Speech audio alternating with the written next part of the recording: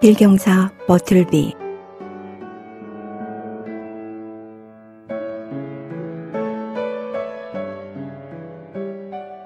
허먼 멜빌.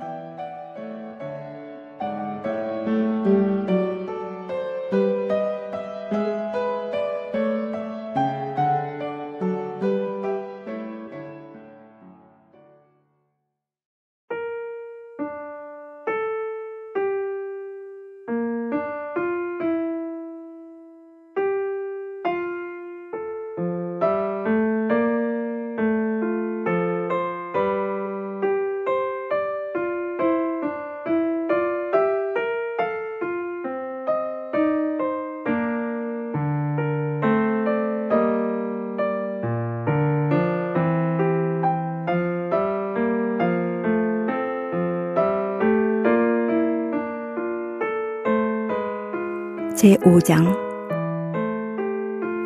잘 있게 버틀비.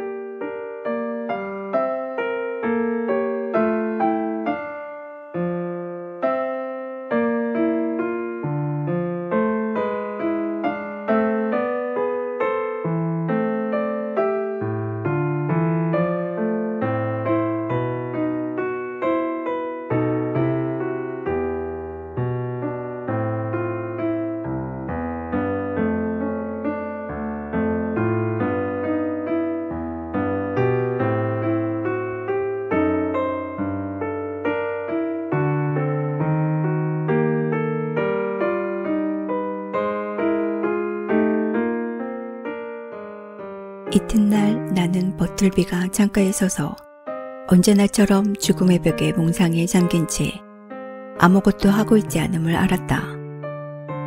왜 필사 작업을 하지 않느냐고 묻자 이제 필사 작업은 하지 않기로 했다고 그는 말했다. 그럼 어떻게 할 작정인가? 나는 외쳤다. 이제 쓰지 않겠다는 건가? 쓰지 않겠습니다. 이유가 뭔가? 이유는 아시지 않습니까? 냉담하게 그는 대답했다. 나는 유심히 그를 바라보았다. 그리고 그의 눈이 탁하게 흐려 있는 것을 알았다. 순간 나는 깨달았다. 나에게 온 후 몇 주일 동안 침침한 창문 아래 일찍이 예가 없을 만큼 부지런히 필사작업에 열을 올린 그가 일시적으로 시력을 잃었다 해서 이상할 것이 없다는 것을. 가슴이 뭉클했다. 가엾게도 하고 나는 말했다. 얼마 동안 필사작업은 그만두고 이 기회에 밖으로 나가 건강을 위한 운동을 하라고 권했다. 그러나 그는 이 충고에 따르지 않았다. 그런지 며칠 후 다른 직원은 아무도 없는데 급히 띄울 편지가 몇 통 있어 지금 버틀비가 아무것도 할 일이 없는 이상 고집이 다소 수그러져 편지쯤은 우체국에 가서 붙여줄 거라 생각했다. 그러나 그는 단호하게 거절했다. 그래서 나는 귀찮았지만 내가 직접 갔다. 다시 며칠이 지났다. 버틀비의 눈이 나았는지 어떤지 나로서는 알 수가 없었다. 겉으로 보아서는 나은 것 같았다. 그러나 나았느냐고 내가 물으면 그는 아무런 대답도 하지 않았다. 그건 그렇고 그는 조금도 필사작업을 하려 들지 않았다.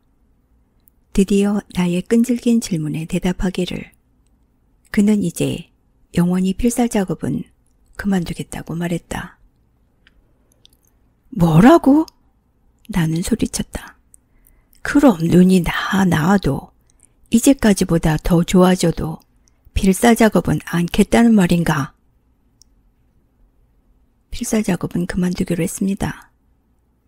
그는 그렇게 대답하고 슬쩍 나가버렸다. 여전히 그는 거기에 있었다. 마치 내 방의 비품 중에 하나인 것처럼. 아니 만일 그런 것이 가능하다면 이제까지의 것 이상의 비품이 되어버렸다. 대관절 어떻게 하면 좋단 말인가? 사무실에 있으면서도 아무것도 할 생각이 없다면 왜 사무실에 있어야 하나? 명백한 사실로서 그는 지금 내 어깨에 얹힌 큰 맷돌이 되었다.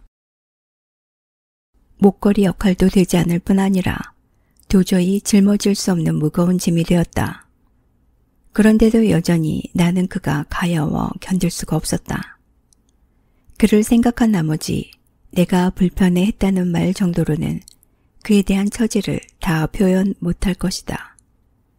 만일 그가 친척이든 친구든 누구 하나라도 이름을 대준다면 나는 즉시 편지를 써서 이 불쌍한 사나이를 어디든 좋을 대로 데려가 달라고 부탁하고 싶다. 그러나 이 사나이는 아주 고독하여 이 하늘과 땅 사이에 한 사람도 의지할 데가 없는 것 같다. 말하자면 대서양 한복판에 뜬 난파선의 한 조각이라고나 할까. 하지만 결국 내 업무와 관련된 필요사항이 다른 모든 고려사항을 누르고 난폭한 위세를 휘두르게 되었다. 될 수 있는 대로 부드러운 말로 엿새 안에 무조건 이 사무실을 나가달라고 언명한 것이다. 그 엿새 동안에 어떻게든지 잠자리라도 찾아볼 궁리를 해야 한다고 못을 박았다. 자네가 여기서 나간다는 기척만 보여주면 나도 응분의 힘을 빌려주겠다. 그리고 드디어 작별할 때는 버틀비. 나는 말을 덧붙였다. 자네를 빈손으로 내보내지는 않겠네. 앞으로 꼭 엿새 남았어. 알겠나? 이 기한이 됐을 때 나는 칸막이 너머를 살폈다. 그러나 보라. 버틀비는 거기 있었다. 나는 우선 마음을 진정하고 외투의 단추를 다 채운 다음 말했다. 약속한 때가 왔으니 여길 나가주게. 자네한텐 안 됐지만 돈을 여기에 두지. 안 나가면 곤란하네. 마음이 내키지 않습니다. 나에게 등을 돌린 채 그는 대답했다. 떠나야 한다니까. 그는 잠자코 있었다. 여기서 말해두지만 나는 이 사람의 평상시의 정직함에 대해 조금도 의심한 적이 없었다. 나는 잔돈에 대해 무관심한 성품이라 펜스라든가 1실링 같은 돈을 흔히 마룻바닥에 흘리는 일이 있었는데 버틀비는 언제나 그것을 주워서 나에게 주었다. 그러고 보면 이때 내가 취한 조치도 과히 상식을 벗어났다고는 할 수 없을 것이다. 버틀비, 나는 말했다. 자네한테 지불할 돈은 12달러일세. 여기 32달러가 있어. 나머지 20달러는 그냥 받아두게. 받아주겠지? 나는 지폐를 내밀었다. 그러나 그는 꿈쩍도 하지 않았다. 그럼 돈은 여기에다 두겠네. 책상 위 문집 밑에 돈을 놓았다. 그리고 모자와 지팡이를 들고 문간으로 가면서 나는 마음 편히 뒤돌아보고 덧붙였다.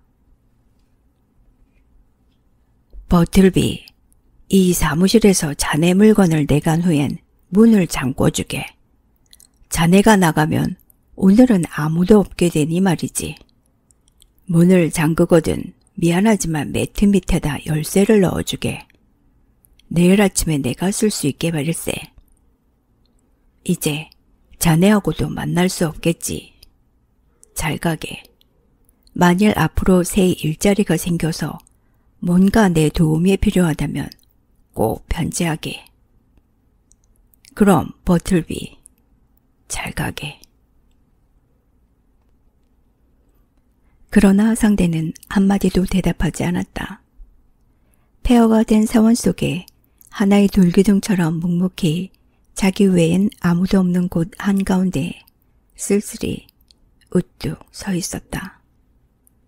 슬픈 생각을 안고 집으로 돌아가는 내 가슴 속에서 어느덧 교만한 마음이 연민의 정으로 변했다. 버틀비를 내쫓은 것은 내가 생각해도 장한 일이고 잘했다고 자랑스럽게 코를 벌름거리지 않을 수가 없었던 것이다. 내가 생각해도 장하다는 것은 자화자찬이겠지만 냉정하게 생각하는 사람이라면 모두 그렇게 인정해 줄 것이다. 나의 능숙한 조치는 모든 것을 평온하게 처리한 점에 있는 것 같다. 천한 육지거리나 꾸지람, 허풍스러운 위협, 신경질적인 고함소리, 이런 것들을 꾹 참고 방안을 짜증스럽게 왔다 갔다 하거나 홧김에 너절한 짐을 빨리 꾸려서 꺼지라고 고함을 지르거나 하는 일은 일치하지 않았다. 그런 내색은 조금도 보이지 않았다. 큰 소리로 나가라고 점잖지 못한 사람들이 할 만한 짓은 하나도 하지 않았다. 나는 버틀비가 도저히 나가지 않을 수 없는 상황을 설정하고 그 설정에 의거하여 해야 할 말을 짜냈다. 그 실수 없는 방법을 돌이켜 생각하면 할수록 내가 한 일이지만 거듭 감탄하지 않을 수 없었다. 그런데 그토록 감탄해 놓고서 이튿날 아침 눈을 뜨니 의심스러운 마음이 무럭무럭 솟아났다. 하룻밤의 수면이 교만의 도끼를 날려버린 것이다. 인간의 가장 냉정하고 현명한 시간은 아침에 눈을 뜬 직후이다. 나의 방법이 치밀하긴 했어도 그건 역시 이론상의 일뿐이 아닌가. 실제로는 어떤 결과가 되는가 그 점이 문제다. 버틀비의 퇴거를 설정한 점은 확실히 훌륭한 착상이다. 그러나 그 설정은 어디까지나 나 혼자 하는 씨름이지 버틀비가 알 바는 아니었다. 중요한 점은 그가 나가도록 내가 교묘하게 꾸몄느냐가 아니라 그가 나가는데 그의 마음이 내키느냐에 있었다. 즉 버틀비에게는 교묘하게 잘 꾸미고 못 꾸미는 게 문제가 아니라 꾸민 일이 마음에 드느냐 하는 것이 문제였던 것이다. 아침을 먹고 시내로 걸어 나가는 동안 줄곧 과연 어떻게 되었을까 하는 생각으로 머릿속이 어지러웠다. 어떤 순간에는 만사가 비참한 실패로 끝나 버틀비가 여전히 내 사무실에 앉아있을 것만 같았고 또 다음 순간에는 틀림없이 그의 자리가 비어 있으리라는 생각도 들었다. 생각은 갈팡질팡 왼쪽으로 갔다 오른쪽으로 갔다 끝이 없었다. 브로드웨이와 커넬가의 모퉁이에서 나는 흥분하여 뭔가 열심히 논쟁을 벌이고 있는 한 무리의 사람들을 만났다. 내기를 걸지. 그 친구는 절대 나오지 않아. 거리를 지나가는데 이런 소리가 들렸다. 안 나온다고? 좋아. 내가 말했다. 자, 그럼 돈을 걸라고. 정신없이 주머니에 손을 넣고 내기돈을 꺼내는 순간 오늘이 선거 투표일임을 알았다. 내가 지나가다 들은 말은 버틀비와는 아무 관련도 없는 시장 선거 후보자인 아무개가 당선하느냐 마느냐를 문제로 삼은 데 불과했다. 그때 나의 몰입한 심리 상태로는 온 브로드웨이가 나와 똑같은 문제로 골치를 앓고 흥분해 있는 것으로 알았던 것이다. 거리의 소동 덕분에 내가 잠시 정신줄을 놓고 있었다는 사실을 아무도 몰랐다는 걸 다행으로 여기며 나는 그 자리를 떠났다. 나는 평소보다 조금 일찍 사무실 문에 도착했다. 전날부터 그렇게 할 작정이었던 것이다. 잠시 거기 서서 귀를 기울였다. 아무 소리도 나지 않았다. 틀림없이 그는 가겠지. 문의 손잡이를 잡았다. 문에는 쇠가 잠겨 있었다. 그렇지. 내 조치가 보기 좋게 효과를 내었다. 결국 이번에야말로 그가 사라졌구나. 그러나 이 만족에는 한 가닥의 쓸쓸함이 깃들어 있었다. 나는 자신의 눈부신 성공을 슬퍼하고 있는 것 같았다. 나는 버틀비가 나를 위해 남겨주었을 열쇠를 주우려고 매트 밑을 더듬거렸는데 그때 우연히 무릎이 문짝에 부딪혀 누굴 부르는 노크 소리를 냈다. 그러자 그 소리에 안에서 하나의 목소리가 울려왔다. 아직 안 됩니다. 조금 있다 오십시오. 버틀비였다. 나는 벼락을 맞은 것 같았다. 버지니아에서 구름 한 점 없이 맑게 갠 어느 날 오후, 파이프를 입에 문 채 여름벼락을 맞고 죽은 사나이처럼 잠시 동안 거기 서 있었다. 열어젖힌 자기 집 창가에서 그는 죽었는데 꿈결 같은 오후의 풍경을 보며 몸을 창밖으로 내민 채 죽은 그의 몸에 사람의 손이 닿자 그대로 쓰러져 버렸다고 한다. 안 나갔군. 가까스로 나는 중얼거렸다. 그런데 또다시 그 불가해한 풀경사가 나에게 휘두르는 기괴한 지배력이 지시하는 대로 정말 내가 아무리 화를 내도 이 지배력에서 완전히 빠져나갈 수는 없었다. 나는 천천히 층계를 내려와 큰 길로 나가 그 주변을 한 바퀴 돌면서 난생 처음 겪는 이런 당황스러운 상황에 대해 다음엔 어떤 수단을 써야 할지 생각에 잠겼다. 사실 나는 완력으로 그 사나이를 내쫓을 수는 없다. 사납게 욕을 퍼부어 내쫓는 것도 싫다. 경찰을 부른다는 것도 유쾌한 일이 못 된다. 그렇다고 그로 하여금 나에 대해 송장같이 음산한 승리의 쾌감을 맛보게 한다는 것, 이것 역시 도저히 생각할 수도 없다. 그럼 어떻게 하면 좋은가? 아니면 어쩔 수 없는 일이라면 나로서는 더 이상 이 사건에 관해 아무런 상황도 설정할 수가 없단 말인가? 그렇다. 전에는 버틀비가 떠날 것이라는 설정을 기대라는 식으로 했었지만 이번에는 그가 떠났다는 회고하는 식으로 상황을 설정해 보기로 하자. 이 설정을 그대로 실행하려면 나는 급히 사무실로 가서 거기에 버틀비가 없는 것처럼 행동하며 똑바로 허공을 향해 걷는 것처럼 그 녀석을 향해 걸어가면 된다. 이런 식의 방법이 차라리 사태의 급소를 전곡으로 찌르는 것이 아닐까. 버틀비도 이렇게까지 설정의 이론을 적용당하면 도저히 견딜 수가 없을 것이다. 그러나 다시 한번 생각해보니 이 계략도 성공이 될 것인지 의심스러웠다. 나는 한 번 더 그와 차근차근 이야기해 보기로 했다. 버틀비. 사무실로 들어가 온화하면서도 엄격한 태도로 나는 입을 열었다. 난 몹시 기분이 상했네. 정말 화가 나네, 버틀비. 난 자네를 잘못 보았어. 신사의 기질을 가진 사람이라고 잘못 생각했기 때문에 아무리 황당한 상황에서도 아주 가벼운 암시만으로 충분하리라 생각했었지. 즉, 상황의 설정만으로 말일세. 그런데 아무래도 난 속은 것 같아. 아니, 쪼돈에 아직도 손을 안 댔구먼. 어제 저녁 때 내가 둔 그대로 놓여있는 돈을 가리키면서 나도 모르게 진심으로 깜짝 놀라 외쳤다. 상대는 한마디도 하지 않았다. 어쩔 건가? 자넨 그만둘 텐가? 그만두지 않을 텐가? 마침내 분노에 사로잡혀 바짝 다가서며 따졌다. 그만두는 건 마음이 내키지 않습니다. 조용히 그러나 어미의 부정어에 힘을 주어 그는 대답했다. 대관절 무슨 권리가 있어 여기 있겠다는 건가? 월세라도 낸단 말인가? 내 세금이라도 치러준단 말인가? 아니면 이게 자네 소유란 말인가? 대답이 없었다.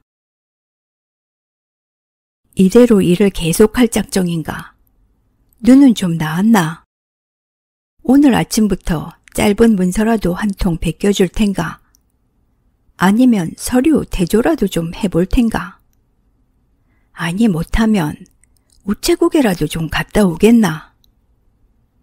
요컨대 여길 나가지 않을 거면 형식만이라도 뭔가 일을 해줄 생각이 있냔 말일세. 버틀비는 말없이 예의 그 은신처로 들어가 버렸다. 이때 나는 너무나 억제할 수 없는 분통을 느꼈기 때문에 우선 이 이상의 연설은 삼가는 편이 낫겠다고 생각했다. 버틀비와 나 외엔 여기 아무도 없다. 나는 저 불행한 아담스와 아담스 이상으로 불행한 콜트가 아무도 없는 콜트의 사무실에서 서로 마주했을 때의 비극이 생각났다. 가엾은 콜트는 아담스 때문에 저주스러운 분노에 사로잡혀 무분별하게도 광포한 격분에 몸을 내맡겨 자기도 모르게 돌이킬 수 없는 짓을 저지르고 말았다. 물론 장본인이 누구보다도 더 슬퍼하지 않을 수 없는 비참한 짓을 말이다. 이 사건에 대해 생각할 때 종종 내 마음속에 떠올랐던 일이지만 만약 그 논쟁이 거리의 사람들 속에서나 혹은 개인의 집에서 일어났다면 사건의 결말이 그렇게 되지는 않았을 것이다. 그것은 인간미 있는 가정적 분위기를 연상시킬 것이 아무것도 없는 빌딩 위층의 사무실에 단둘이 있었다는 것. 먼지투성이에 살풍경한 카펫 하나 없는 사무실의 이런 상황이야말로 불운한 콜트로 하여금 격분한 나머지 자포자기에 흉포한 행위를 저지르게 만든 원인이었던 것이다. 그러나 내 마음의 원한이라는 원시의 악이 고개를 쳐들고 버틀비에 대해 나를 유혹했을 때 나는 당장 그 악의 멱살을 잡고 내동댕이 쳤다. 어떻게 했냐고? 그건 간단하다. 저 거룩한 예수의 교훈, 새 계명을 너희에게 주노니 서로 사랑하라. 내가 너희를 사랑한 것 같이 너희도 서로 사랑하라. 를 생각해냄으로써였다. 그렇다. 나를 구한 것은 이 계명이었다.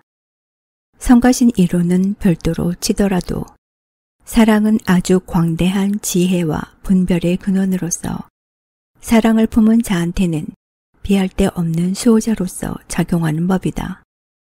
사람들은 질투 때문에 살인죄를 범한다. 또 노여움 때문에, 증오 때문에, 이기심 때문에, 마음의 교만 때문에도 범한다. 그러나 자유로운 사랑 때문에 악마의 소행인 살인을 저질렀다는 말은 이제껏 들어보지 못했다. 그러고 보면 다른 고상한 동기를 들 것도 없이 단순히 자기의 이익을 존중하기 위해서도 모든 사람은, 특히 성을 잘 내는 사람은 자유로움에 눈뜨게 해주는 것이 상책이다. 어쨌든 나는 이 상황에서 끓어오르는 마음을 가라앉히고 그의 행동을 선의로 해석하려고 노력했다. 아, 가엾게도. 가엾은 녀석. 하고 나는 생각했다. 무슨 악의가 있는 것도 아니다. 그리고 이자는 어지간히 고통을 겪었던 것이다. 제 마음대로 하게 내버려 두자. 그리고 또 나는 곧 내일에 전념하여 이 우울한 기분에서 벗어나려고 했다. 그리하여 오전 중에 혹시 버틀비의 마음이 내키면 자진하여 은신처에서 나와 단호하게 나가줄지도 모르지 않나 하는 어리석은 공상에 잠겨보기도 했다. 그러나 소용이 없었다. 12시 반이 되었다. 칠면조의 얼굴이 빨개지더니 잉크병을 뒤집어 엎고 시끌덤벙해졌다. 장도리는 점차 조용해지면서 얌전해졌다. 생강과자는 자기의 점심용 사과를 먹고 있었다. 그리고 버틀비는 죽음의 벽 앞에서 깊은 몽상에 빠진 채 창가에 서 있었다. 이런 일이 있을 수 있을까? 독자들은 믿어주지 않을지도 모른다. 그러나 그날 오후 나는 그에게 더는 한마디도 하지 않은 채 사무실을 나와버렸다. 이렇게 하여 며칠이 지났다. 그동안 나는 틈날 때마다 에드워즈의 자유의지론과 프리스틀리의 필연론을 들여다보았다. 그 당시의 상황으로는 이 두 저서가 유쾌한 정서를 가져다 주었다. 차차 버틀비 때문에 생기는 내 갖가지의 걱정은 모두가 영겁의 태초부터 정해진 숙명이고 만사의 슬기로운 신의 뜻에 의한 신비롭고 불가사의한 목적 때문에 그는 나에게 보내진 자이므로 그런 건 나 같은 마음 약한 자가 알 바 아니라는 걸 납득하게 되었다. 좋다, 버틀비. 그렇게 칸막이 뒤에 앉아있거라 하고 나는 생각했다. 난 이제 너를 괴롭히지 않겠다. 너는 여기 있는 고참들만큼 방해도 안 되고 귀찮지도 않다. 그가 여기 있다는 건 우리 둘만이 안다는 느낌이다. 이제야 겨우 나는 그걸 알았다. 나는 그렇게 느낀다. 우리 인생의 전생으로부터 정해진 목적을 이제야 나는 꿰뚫어 본다. 나는 만족한다. 다른 사람은 보다 더 고매한 역할을 연출하게끔 정해져 있을지도 모른다.